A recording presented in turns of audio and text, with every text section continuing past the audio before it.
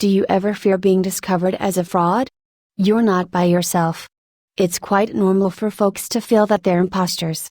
In fact, over 70% of people claim to having had imposter syndrome at some point in their lives. A Twitter poll indicated that 87% of people have. Imposter syndrome affects even successful and famous people such as Tom Hanks, Howard Schultz, and Natalie Portman. But, exactly, what is imposter syndrome? And, more crucially, how do you keep it quiet? The term imposter syndrome, coined in 1978 by psychologists Pauline Rose Clance, Ph.D., ABPP, and Suzanne Imes, Ph.D., explains characteristics such as being unable to integrate accomplishments and being scared of being discovered as a fraud. Individuals may also suffer from persistent self-doubt and belief they are unqualified for achievement despite evidence to the contrary. Inadequacies, anxieties of failure, and the assumption that success is determined by luck or timing are also widespread. Feeling like an imposter can keep you from accomplishing your goals if you don't address it. Furthermore, persons who are experiencing these sensations have a tendency to over-prepare or postpone, which plainly affects productivity and achievement of goals. As if that weren't awful enough, imposter syndrome keeps you from taking on new tasks and chances. Do you ever feel like you have imposter syndrome? If this is the case, don't be too hard on yourself. After all, there are efficient methods for dealing with these emotions in a healthy and constructive manner. 1. Don't keep it hidden. First and foremost, acknowledge it, says Claudine Robson, the intentional coach. You give imposter syndrome strength by allowing it to continue to eat away at your confidence unchecked. It can only be extinguished if you acknowledge it and break the stillness as quickly as possible. Then you must separate your emotions from facts, Robson continues. Imposter syndrome has a very powerful way of skewing your impressions of reality. Take a step back and look at the situation objectively if you can. Know when you should, and when you should not, feel fake, she advises. Recognize and appreciate the task, intellect, and insight that led to your accomplishment. You may even be able to take action if you recognize that the reason you feel fraudulent is because you are new to a task. That provides you with a road forward. Learning is growth, so don't deny yourself that. 2. Use the STOP technique. Melinda Fouts, Ph.D., describes the STOP strategy in her book Cognitive Enlightenment as a way to overcome imposter syndrome. STOP is an abbreviation for Silence the Oppressive Player, explains Fouts in Forbes. Whether you are aware of it or not, you must remove this tape that is playing 24 hours a day, 7 days a week. It is most audible when we are exhausted, hungry, or defeated. The following are the steps to implementing the STOP approach and rewiring your brain. A launch sentence is required to replace the tape of not good enough. An excellent launch statement might be I'm more than good enough. Place your launch sentence in visible places, such as your car's dashboard or computer. Why is this so? The reason for this is that you won't be able to recall your launch statement as the recording plays.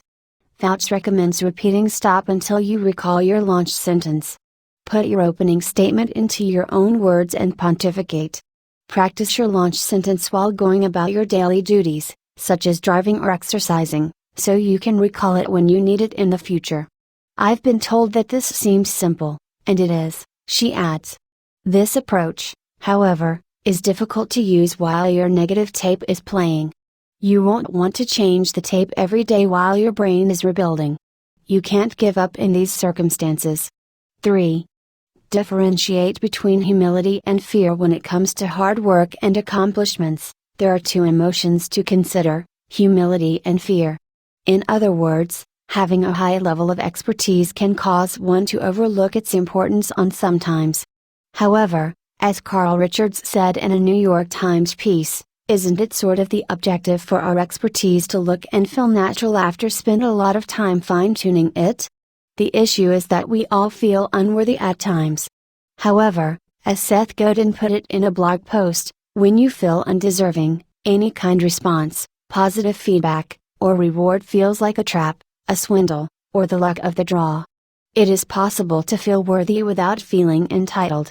and striking the correct balance between them is essential for conquering imposter syndrome. Humility and worthiness have nothing to do with defending our area, Godin adds. We don't have to feel like a fraud in order to be cordial, honest, and modest. 4. Maintain a brag sheet. Did you create a brag sheet for yourself while you were applying to colleges? If not, here's a straightforward explanation from Shauna Newman. 7. A brag sheet is comparable to a student's CV in that it displays your accomplishments, key experiences, leadership qualities, and employment during secondary school. In a nutshell, it's a rapid reference book with all the facts and accomplishments for someone attempting to get to know you better. While it may feel strange at first, you may use the same technique to deal with imposter syndrome. Simply make a list of your successes, activities, and abilities. That's all. Remember Godin's advice, and be humble and kind as well. As an added bonus, in addition to being an efficient way to build myself up, I've discovered that doing so has helped me avoid comparing myself to others. Instead than harping on other people's accomplishments, I'm focusing on what I've accomplished. 5. Always celebrate victories. When it comes to successes, they should not be classified as tiny or large. After all, when you have imposter syndrome, you feel as though you don't belong.